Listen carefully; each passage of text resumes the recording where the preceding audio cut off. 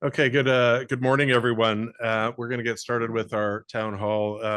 For everyone who hasn't been introduced to me before, my name is Neil Johnson, and I'm the Vice President of Cancer Services here at Hamilton Health Sciences, and also Site Executive for the Juravinski. And I'm pleased on behalf of our leadership team to host the first inaugural hybrid CEO Open Forum. Well, it's probably an acronym that we'll get for that later, but in any case, welcome to everyone both here and online. Next slide, please. I'd like to start by acknowledging that we are privileged to provide care, education, and research on lands that Indigenous peoples have called home for thousands of years. We recognize and respect the presence and stewardship of all Indigenous peoples as keepers of this land. In particular, in the Hamilton area, we recognize that we are situated on the traditional territories of the Erie, Neutral, Huron-Wendat, Haudenosaunee, and Mississaugas First Nations. We also recognize that we are on lands protected by treaties, namely the Two-Row Wampum and Dish with One Spoon Wampum, that signify the importance of stewardship of the land, as well as respect and responsibilities to one another. Now, when we do land acknowledgements, we try to offer also some personal reflections. And for those of you who see me in the room or on the video, you'll notice that I have this bright yellow flower that I wear every time attached to my lanyard or my name badge. It's actually a beaded flower daffodil provided to me by the elder women of the Walpole Island First Nation when I was there signing a protocol agreement with them as a First Nation in Cancer Care Ontario. And on the screen, you'll see a picture of my conference room table in my office. And you'll notice some things from the foundation there. You'll notice my Eclipse glasses as well, too. And you'll notice Hank, the picture up there, our dog is up there, and some other flyers like my chart and other things there. But you'll also notice a few things. There's a piece of the escarpment is on my desk. There is a book. I'll come back to that in a minute. A braided sweetgrass and a tobacco pouch. And so I use these as discussion starters when somebody comes into my office. And I use this flower on my suit jacket as a discussion starter. And particularly as we're in Indigenous History Month, I encourage you to start the discussion, to be curious about your own knowledge about Indigenous issues, the impact of colonialism and post-colonial life on the Indigenous peoples of this land, and how we can respond to that in kind. It's through that curiosity and starting the conversation that we all get to a more informed position. I know my journey started a decade ago, and if your journey is just starting today, that's fine. There's lots of people that we can have the discussions with. If you're looking for a starter book to get yourself going here, I would recommend the book there. It's hard to read. It's called Separate Beds. It's not hard to read, but hard to see in the picture. It's called Separate Beds, and you can order it on Amazon for $38. I'm not paid to advertise it. It'll be in your house tomorrow morning by 10 o'clock, I'm told. But in any case, it is the story of our, and it's particularly important for hospitals because it tells the story of the separate Indian hospital system in Canada that operated up until the 80s, and includes references to our own hospital here in Hamilton with the history of the Hamilton Mountain Sanatorium. So it's a difficult read in terms of us as healthcare providers and what happened to Indigenous peoples, but it's a very valuable read. So if you're looking for a place to start, I'd encourage you to start there. So to our meeting today, today's agenda features an update from our President and CEO, Tracy MacArthur, as well as a site update and a few improvement spotlights that we want to showcase. After the presentations, we're going to be taking some questions and answers from those in the audience here. And for those online, you can submit your questions for further follow-up to HHS and communications, and they'll follow up with you. And for those who are here at the Juravinski, please stay in the room afterwards. There'll be an open house and some celebrations and time for discussion. And I know Tracy will look forward to meeting each one of you as well, too. Not putting Tracy on the spot here at all. So please join me in welcoming our President and CEO, Tracy MacArthur.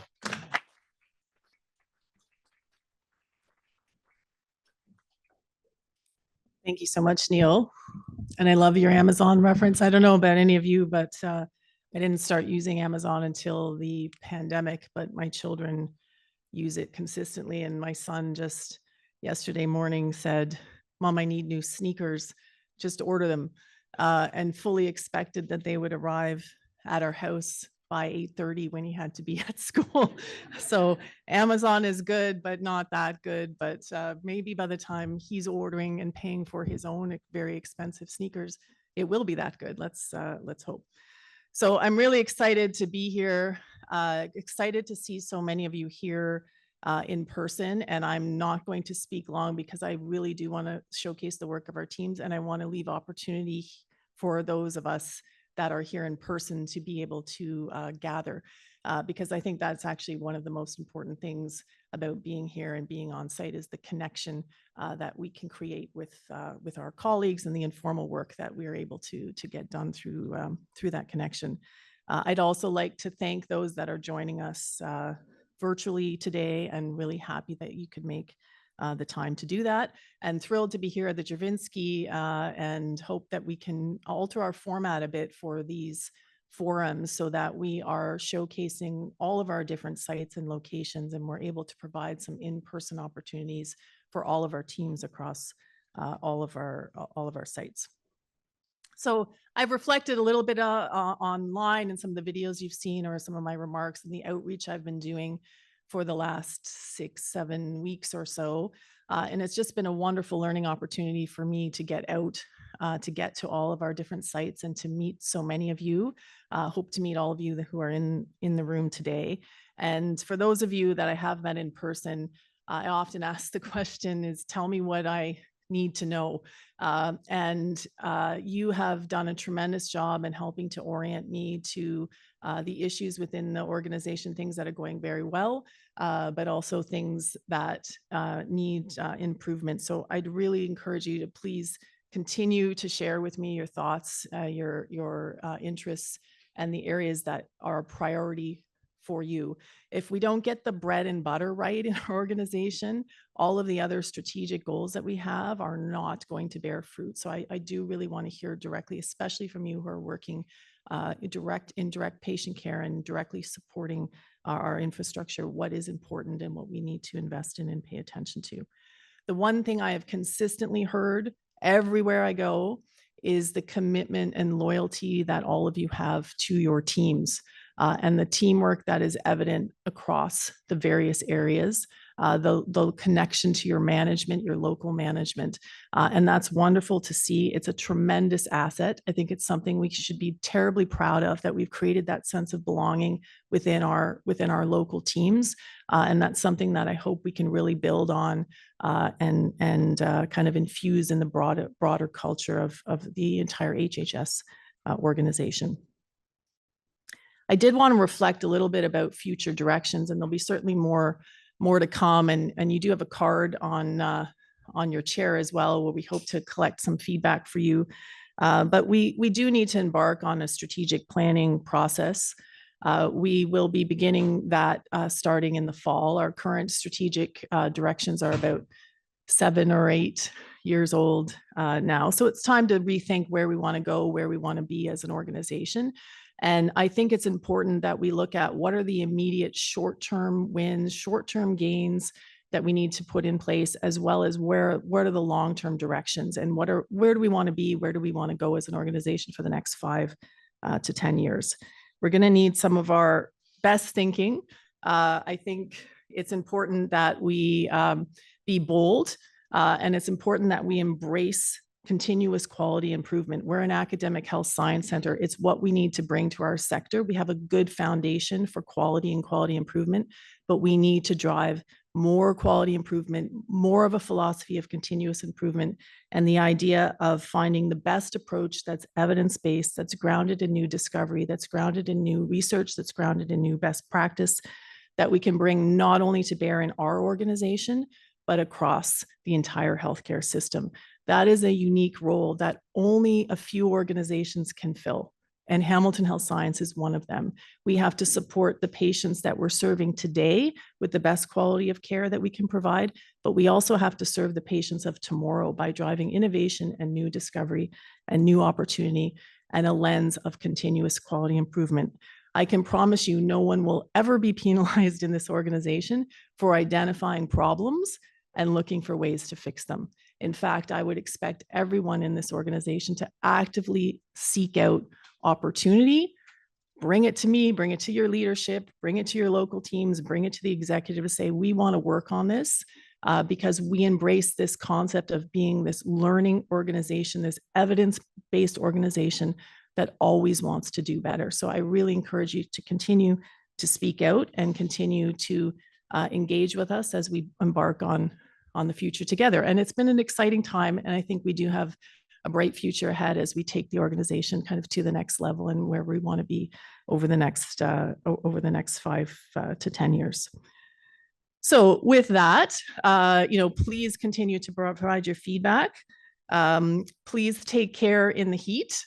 I think we're fortunate to be in air conditioning. I imagine we have a number of patients that are also challenged with the heat this week. It's the first day of summer coming up tomorrow. I think it's a wonderful opportunity for us to enjoy the weather that we get such a short amount of time to enjoy here in Canada. And I hope today you'll get a lot out of just hearing about some of the work of your colleagues, but mostly let's set aside some time for everyone here to connect together. So with that, thank you all very much. And I will turn it back to Neil to introduce our next speakers. Thanks, Neil.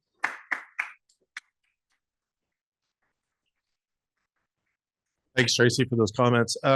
We're going to shift to provide some spotlights on a few quality improvement efforts that have gone on at the Juravinski. And it was difficult to select only two from all the many great things that teams are doing here, but we've landed on two of them. And I think these are both demonstrative of how we're using our continuous quality improvement tools, collaboratively working with leadership staff, physicians, and working effectively for really changing and enhancing positive patient outcomes. And so two of our directors are going to be speaking to this in a minute. Two of their physician colleagues were also slated to come. One's in clinic right now, and the other one's attending his daughter's grade 8 graduation, so couldn't be with us. All good reasons not to be able to attend, but you'll get a good sense of these.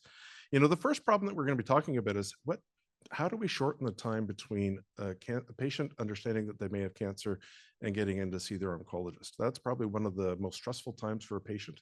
If you've either been through that or your family member's been through that, it's a very stressful time. And so Georgia Georgiou, our Director of Cancer Treatment Services, is going to be discussing how, again, we used our CQI tools and how the team used a disciplined approach to change a willingness to experiment, so the humility to try something new with new methods, and how the team worked together to really shorten up that time and improve our treatments here at the Juravinski.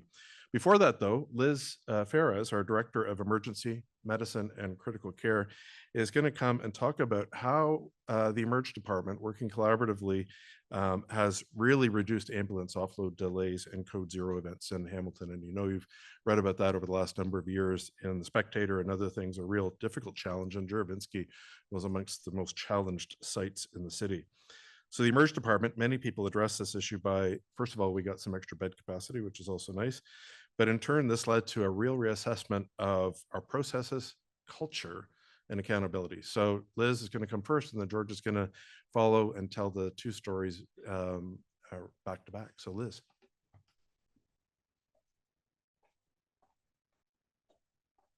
Hey everyone, I'm Liz Ferraz. I'm the Director for Emergency Medicine and Critical Care. Happy to be here sharing the story with you. I've been asked to share the success story about the radical improvements to ambulance offload here at the Juravinski site. We can be proud of the impact this has had, not only here at the JH, but also for our Hamilton community. So a quick background, ambulance offload delay occurs when the care of incoming ambulance patients have a delay in transferring over to the emergency department staff. So our offload performance, as you can see, has fluctuated over the years until our offload delay times hit record highs in 2022. They were over 4 hours at the 90th percentile, and sometimes even approaching 9 hours until we got that patient offloaded. So it was a crisis that required immediate and comprehensive solution. So it's important to know that Juravinski Hospital is the #1 hospital in Ontario for the number of patients who arrive by ambulance proportionately. So about 40% of the visits to the emergency department arrive by ambulance. So here's what we did, and explaining the graph here. You can see on the left-hand side, that's minutes. Across the bottom, those are the months and the years. The gray dotted line is the total number of ambulances arriving at the hospital, and the blue dotted line is the number of patients arrived by ambulance were admitted to the hospital. So the orange line is our ambulance offload times at the 90th percentile. So we initiated the improvements by starting in A3 in August of 2021. And the subsequent improvements are all indicated with those little dots there. So as Neil mentioned, we submitted a proposal to the Ministry of Health for 10 beds. We visited 4 other hospitals across the area, across the region, to understand how they handled their ambulance offload challenges. We reviewed our fit to sit criteria. Fit to sit is when lower acuity patients come in by ambulance and they're immediately offloaded to the front waiting room. We created standard work for our charge nurse and offload nurse, separating and clarifying responsibilities. And then once the funding was received for those 10 beds, they moved to E2 and became our short stay medicine unit. And the vacant space actually became our dedicated ambulance offload stretchers within the emergency department. So a pilot started in December 2022, and that's where you can kind of start to see that drop off there, which was with 1 dedicated ambulance offload nurse, 8 hours a day. And then that increased to 8 stretchers, 2 nurses, 24 hours a day. And you can see what a difference that has made. So this chart is full of record breakers. Our ambulance time's gone from our worst to our best, and becoming one of the top 10 performing hospitals in the entire province. In May, we were number 6. So another record breaker, I know everybody's going to look at it, is like that little blip there you can see around December 2023. That was our most recent viral season. And that was another record breaker for us at the site because our inpatient volumes hit record highs. Our 414 beds swelled to accommodate 505 patients on site. And we still managed to keep our ambulance offload times down. Next slide. Thanks. So this change benefited patients beyond our JHED walls. A code 0 is when there are no ambulances. 0 ambulances available in the community to respond to 911 calls. Obviously, the lower the number, the better. Before the changes to ambulance offload in 2022, we had 344 code 0 events in Hamilton. And in 2023, there were only 29. So how do we do that? Again, the 10 beds really helped. But beyond that, we leveraged our CQI tools. We used an A3 template. We did a large root cause analysis. We looked at the biggest opportunities and we pursued those. We carefully considered change management. We looked at Cotter's change management framework and for how we set ourselves up for success and change that respects the team, respects the environment and the context, and has a shared understanding with everyone coming along to land on the same solution. The relationship with Hamilton Paramedic Services before the change was strained because the pressures in the hospital and outside the hospital were very real. And you can see there by the quotes, this is no longer the case. The new solution is the way the JHED does business now. So this embodies our Shingo model, which is key to CQI, by creating and having the principles, the systems, the tools, and the culture to achieve results. And the site has helped by flowing patients out of the emergency department in order to continue to create capacity for the site.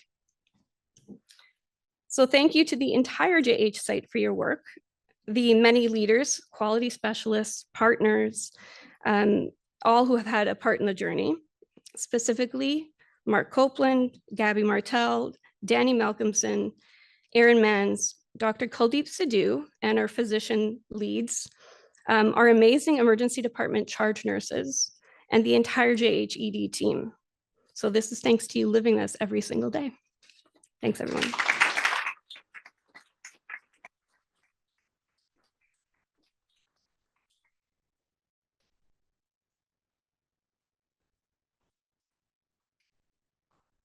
That is just incredible, Liz, and to the entire team that was involved in that. It is so inspiring.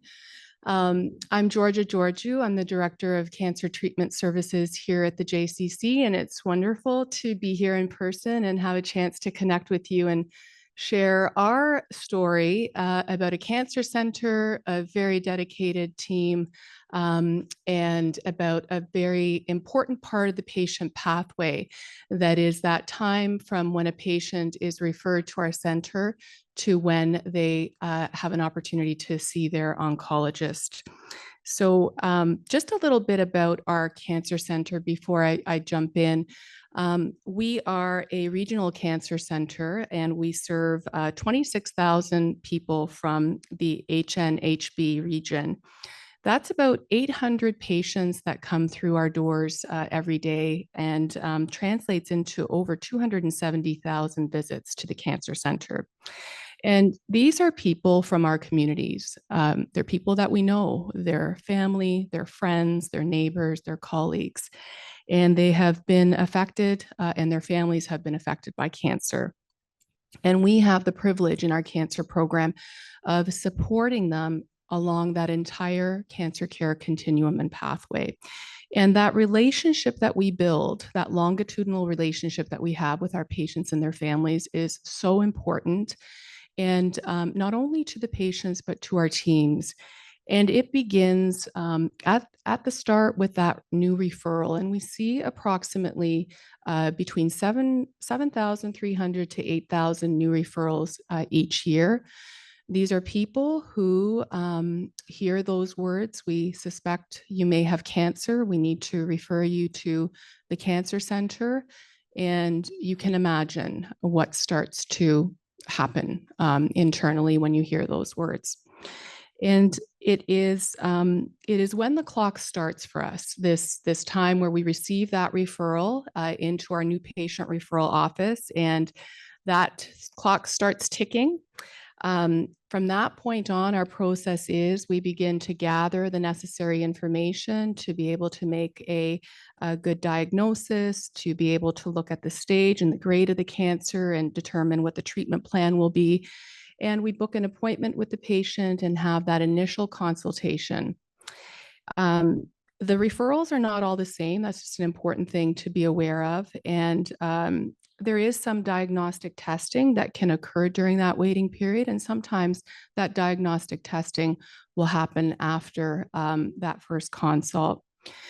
This period is referred to as the referral to consult wait time.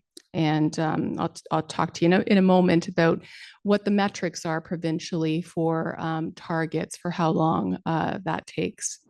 What we do know from patients, and well documented in the literature, is that this is one of the most difficult times for patients.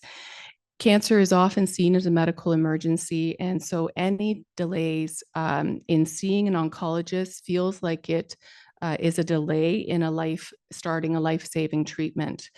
There's a high level of uncertainty and angst, not knowing what the severity and the grade is, waiting for answers, trying to understand the diagnosis, trying to understand what does it mean for my life and my future. And that fear and that uncertainty and that urgent need to be seen makes it a very distressing time for patients. Patients have described this as a frightening time. The void of information during this time, or getting it in dribs and drabs, as they say, is very hard.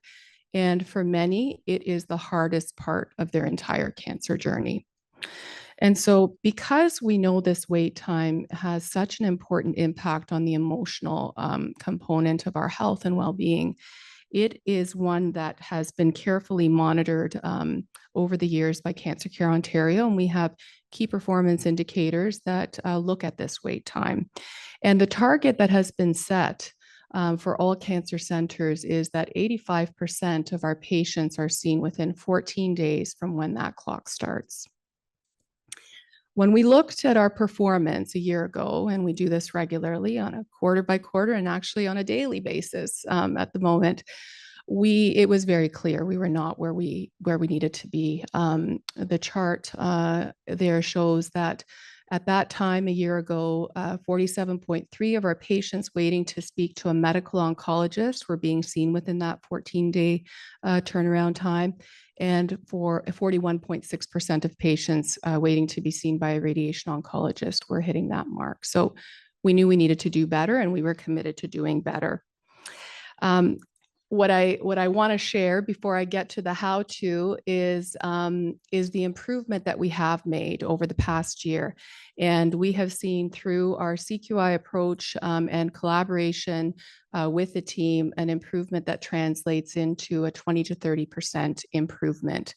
And to put that to numbers, that's 1,500 to 2,000 more patients this year compared to last year at this time that are meeting that time frame of being seen within those first 2 weeks.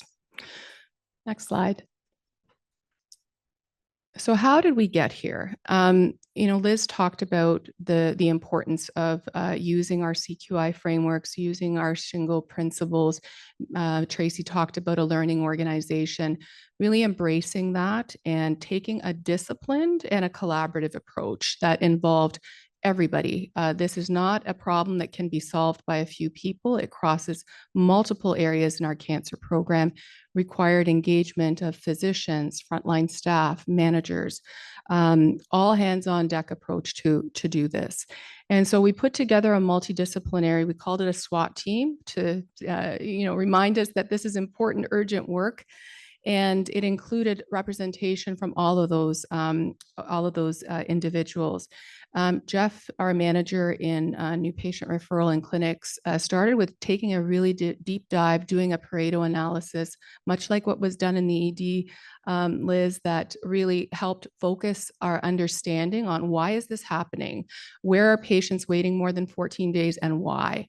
And then from there allowed us to really look at honing in on the root causes, understanding the impact that if we address this, how much bang for our buck will we get? Like, how do we prioritize based on effort and impact?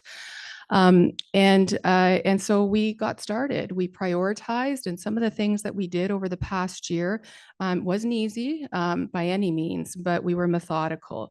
We implemented regular monitoring and an electronic warning system that flagged us when patients were approaching that 14-day mark so that we could take action sooner. We optimized our clinic schedules and created some standard work that looked at how can we reschedule patients to any available slots. That's a daily requirement.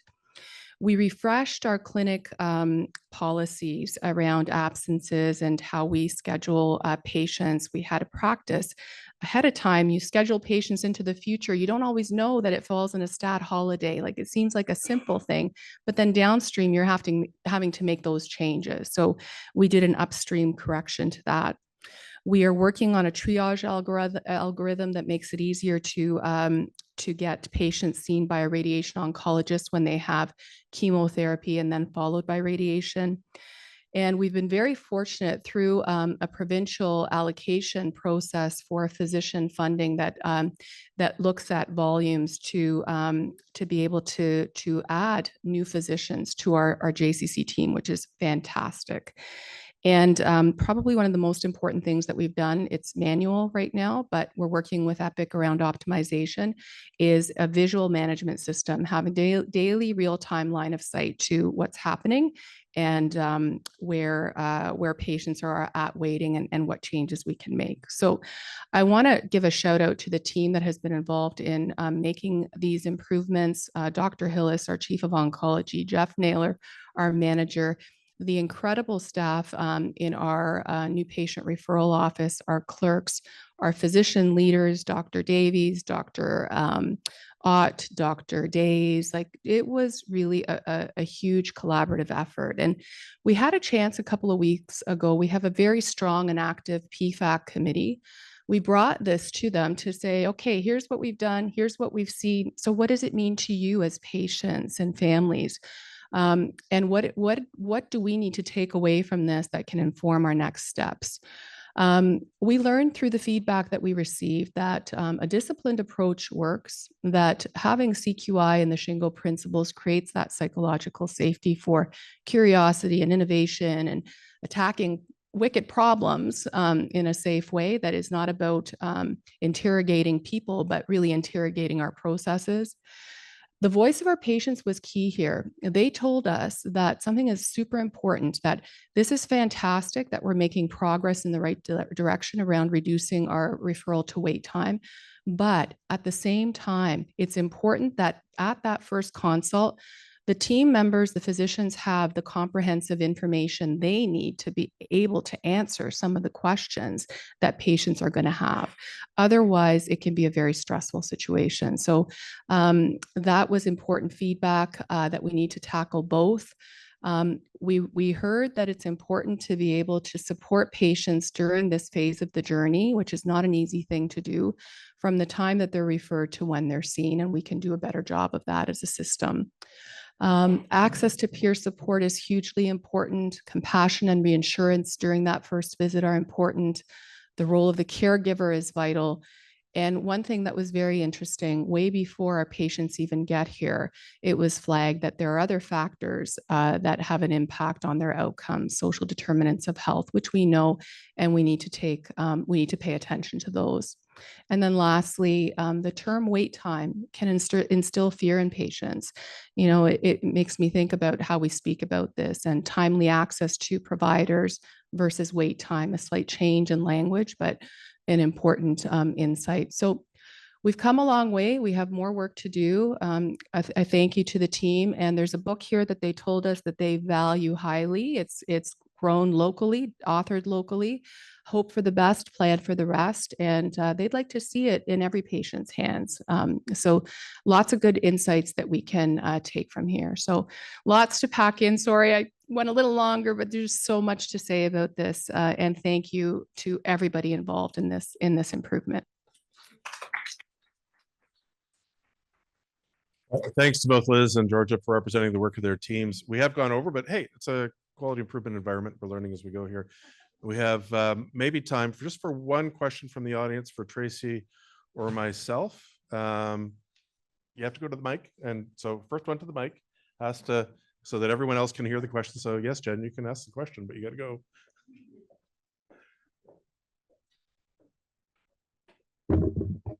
Hi, Tracy. You mentioned the next 5 to 10 years and how we plan. Sometimes our creativity can feel limited because of what we perceive as constraints. Do you have suggestions on how we could be more bold and innovative? That's a great question. So, first of all, and some of you know my background and my graduate work is in quality improvement and patient safety. So I could talk about this for an hour. So we don't have an hour. So first of all, I think feel empowered that the right solutions always come from the front line, always.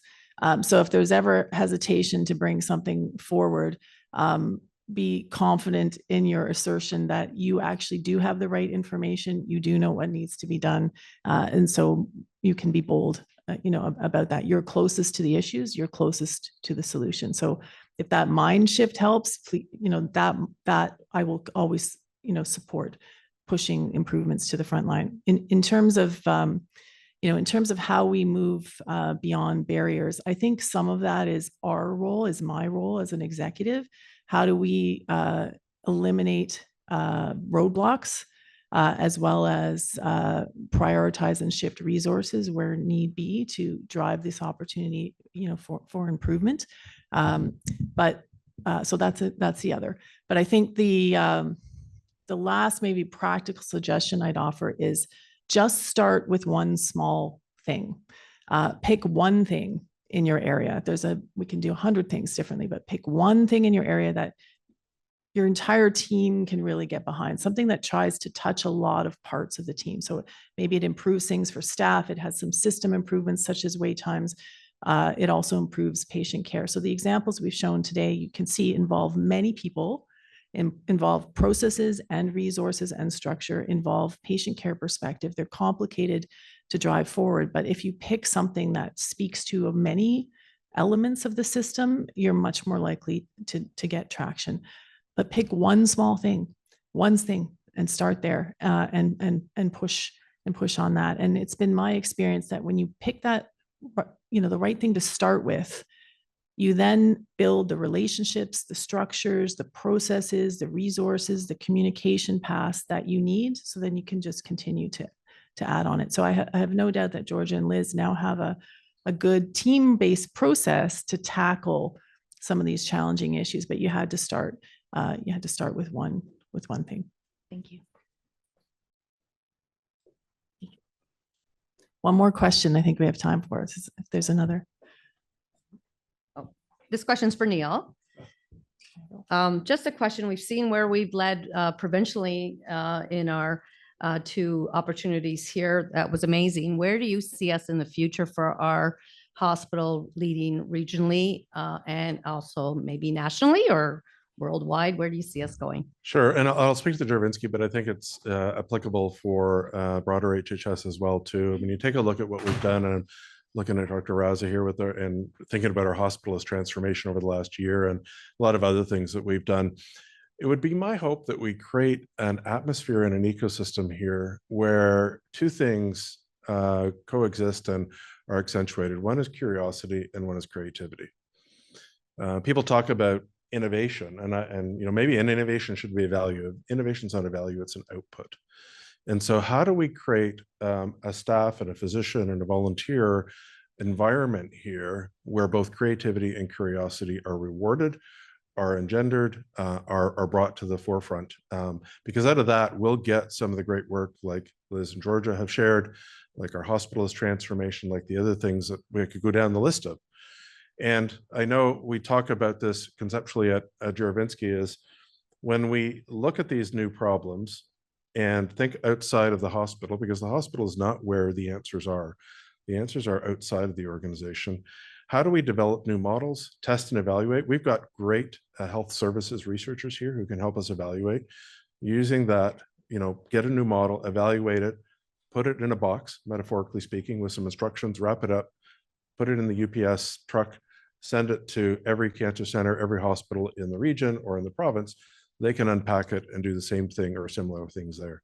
So that's my vision of what I'd like to create. And I think that's in alignment with the spirit of Hamilton Health Sciences. And I'm not putting Tracy on the spot here, but I mean, I think she's nodding, so that's good. So, but I think that's what we aspire to do. But it starts with curiosity and creativity. And that's what we talk a lot about in our program leadership meetings. So anyways, great questions.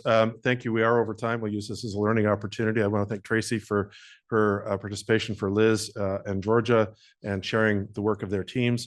For everyone here at the Juravinski who's been here, please don't go away. You can mix and mingle, meet Tracy, and have more questions. And for those people who are on the Zoom meeting or on the video conference from other sites, thank you. We're going to take leave of you right now. Sorry, we're going to eat the coffee and cookies at the back. Wish you all the best for the rest of the day, though. And I think we'll be back with another forum in the fall sometime, right, Kaylin? So thanks to everyone. Again, those online, if you have questions, please submit them to communications and we'll get those answers to you. So thanks, everyone.